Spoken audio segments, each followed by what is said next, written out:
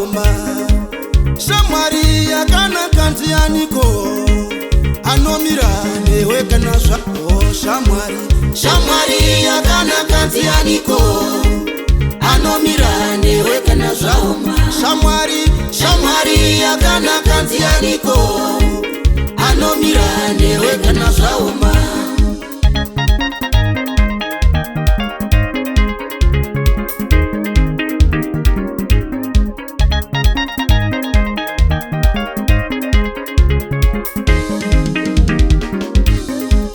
Murume munhu anoshanduka anokusiya kana zvinhu zvaoma.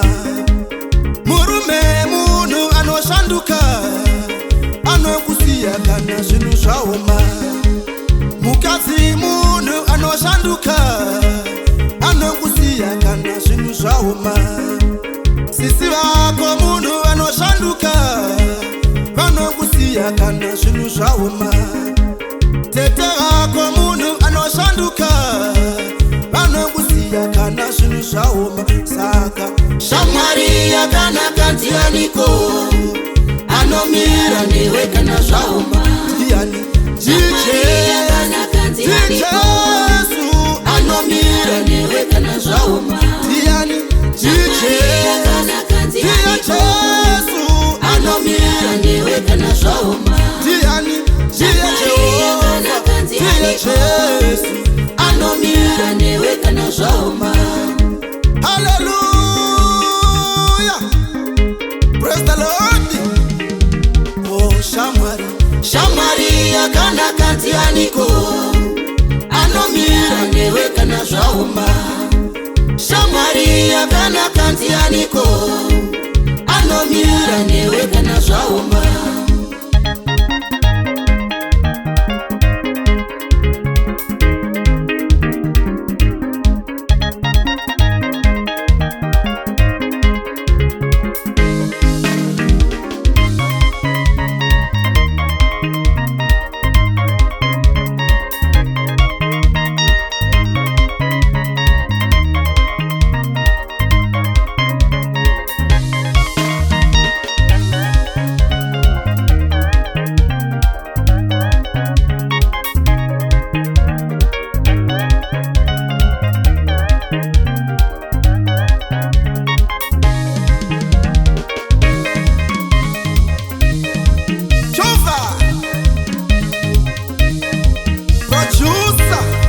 Number one, kunacho studio. Oh shamwari yakanaka ndianiko anomira newe kana zvaoma. Shamwari yakanaka ndianiko anomira newe kana zvaoma. Ndiani?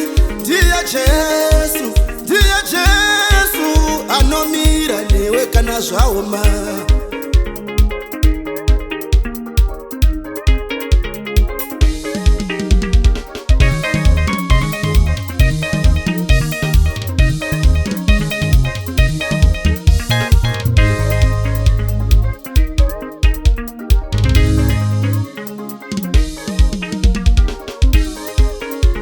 Zako vanhu vanoshanduka vanokusiya kana zvinhu zvaipa.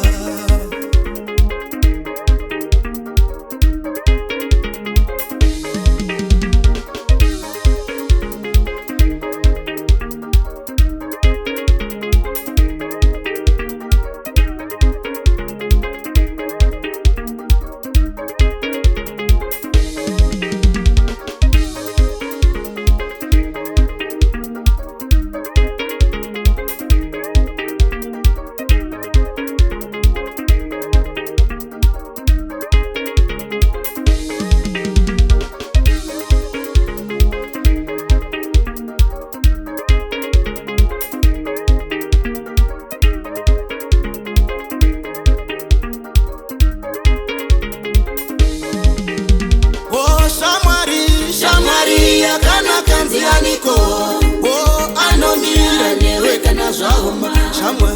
Shamwari yakanaka ndianiko anomira newe kana zvaoma.